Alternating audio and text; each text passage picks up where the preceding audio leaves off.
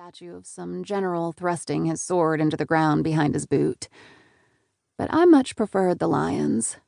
All four of them, their paws draped over pointy medieval shields. "Hi, little buddies," I whispered, reaching toward the stone manes.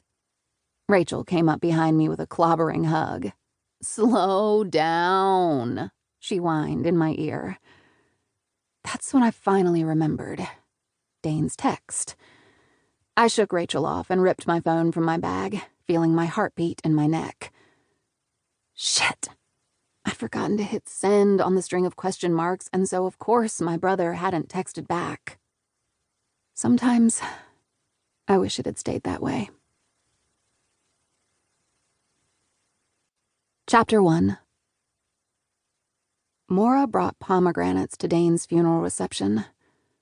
It was an odd choice, and I mentioned this to Rachel, the hard pew edge biting into my thigh. "What's wrong with pomegranates?" Rachel said.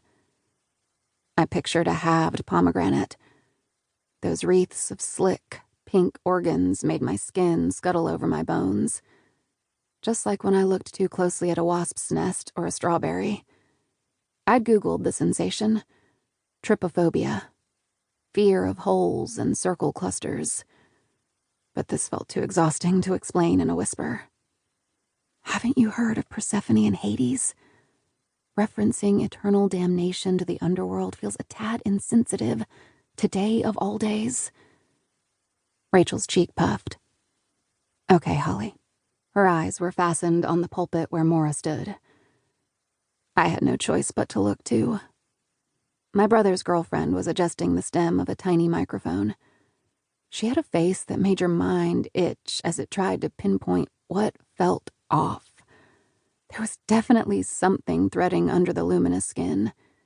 Inky princess tresses, black eyes, and sharp, bird-like bones that jutted at her clavicle.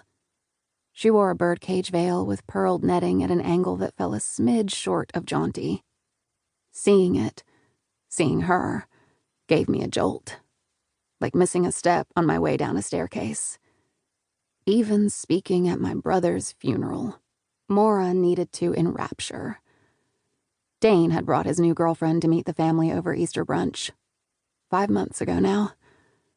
Back then, the two of them had been dating only a few weeks. Maura complimented the plasterwork of my childhood home in that musical voice of hers. Uncharacteristically, Mom had nothing critical to say afterward. She has polish, was all she provided. It was undeniable. Maura had dazzled both of my parents. I think, on some level, they doubted Dane's ability to land a girl like her. As I sat in the pew, my fists fizzed with heat. We'd all doubted him. And now, here we were. How would things have turned out differently had we listened? It was a cruel game I often played during the long nights after his suicide, when I knew sleep was futile.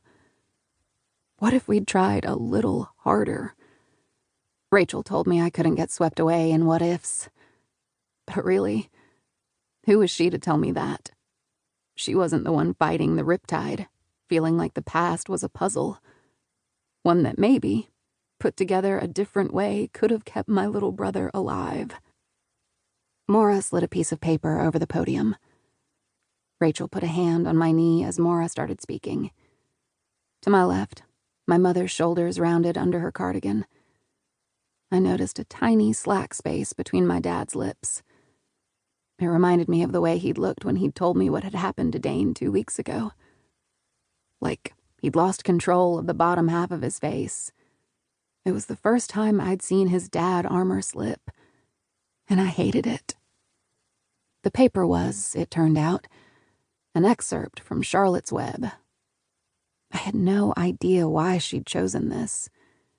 If we're talking animal books, Dane had much preferred Jumanji, leaning toward that edge of danger evident from the very first pages. Until his symptoms became evident a few months ago. He and I had been devastatingly close. I knew his taste in books. Maura read from the paper with the voice of a jewelry box ballerina. The quote she had chosen was from the